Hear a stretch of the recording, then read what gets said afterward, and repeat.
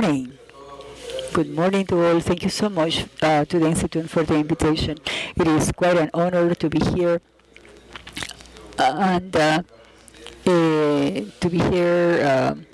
And it's something that fills me of joy to see what Ecuador has been able to gain. And I want to include myself to say that, of course, democracy has a number of challenges, and for me, that the three great challenges are this. Number one, the technological progress, of course, in the humanity with the artificial intelligence that has made changes in all aspects of life: economic, finance, communications, school, family, in the social media that now has given the people a participation. And that was the number one. The second is the firming up of these autocracies that come to argue against our democracies, saying that they have better conditions for the citizens. And the third, of course, is the populism, which is something that really whiplashes our continent, our countries, and also because democracies die because of coup d'etats, and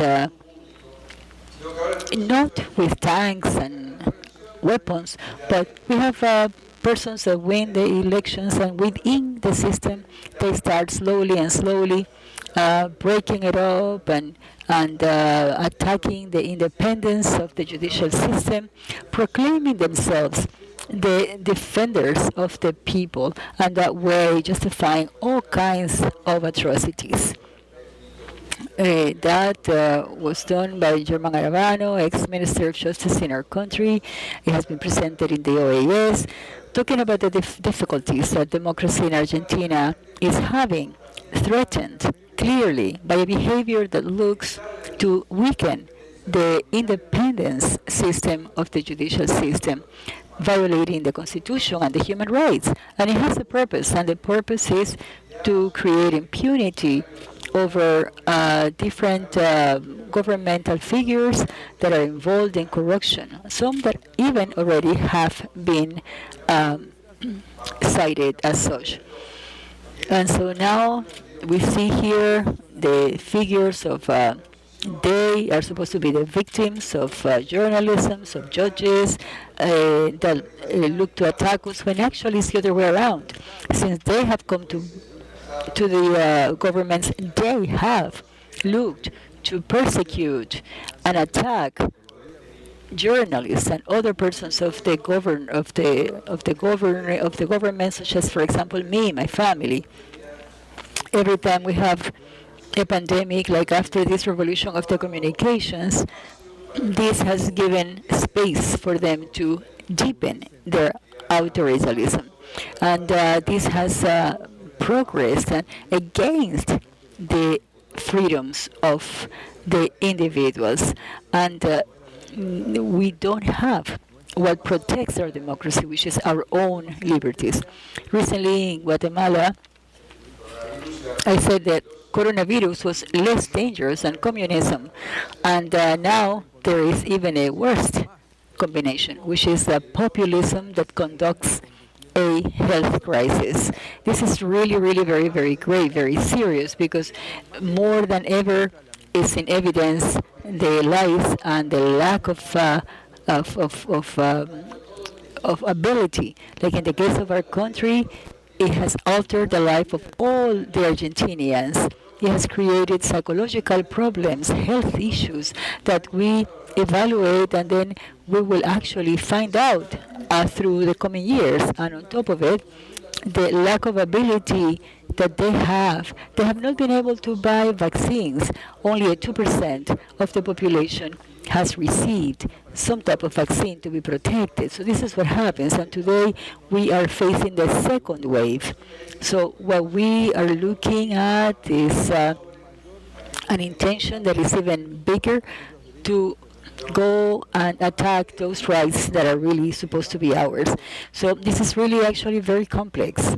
Populism has looks for the virus of the resignation. So people start thinking that they have to be resigned with poverty, with not having a good street, not having a good pavement, not having good water, not having good schools, and now not even being able to vaccinate. And that we have to fight against that type of resignation. So solutions. Number one, we need to understand that there is no health crisis that justifies that our freedoms are taken away. That is totally unacceptable. It is totally unacceptable, and here some of us have signed the document that we have signed the agreements in that direction, because really we all know that the countries that have progressed in the last years and decades are those countries that embraced freedom, embraced economic openings and technological progress. Those that attacked its institutions and its liberties, all they have been able to do is to create poverty, because they have destroyed the trust, and without trust there is no investment, no employment, no opportunities for anybody to improve. Therefore, what we all need to do is to commit ourselves to this type of forum every day, each one in our place, wherever we are, to defend institutions that are better and better, that respect diversity, respect pluralism. That is the only way. We have none other. And something else that we need is we need to bring back the multilateralism, the global governance, the agreements and covenants in between governments and regions that limit the what is most dangerous that we have today, that is the abuse in power. Because when someone comes to power, that person really believes that is the owner of our lives.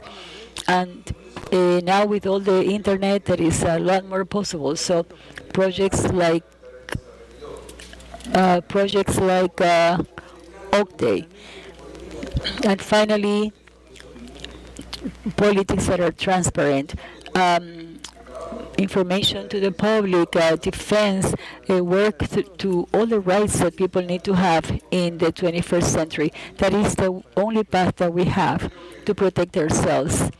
And as I close, I believe that the only way that we have in the 21st century to avoid democratic crises is to strengthen and bet even more on democracy. So thank you again for this invitation. Thank you, Lenin, for inviting me to be here with you. It's been a real pleasure all these years that we've been able to work together, and I hope that all these years we will continue to defend these rights that we will have, because life has a lot of sense when one can elect freely how to guide its family, how to have a vision and respect for well-being ones with others.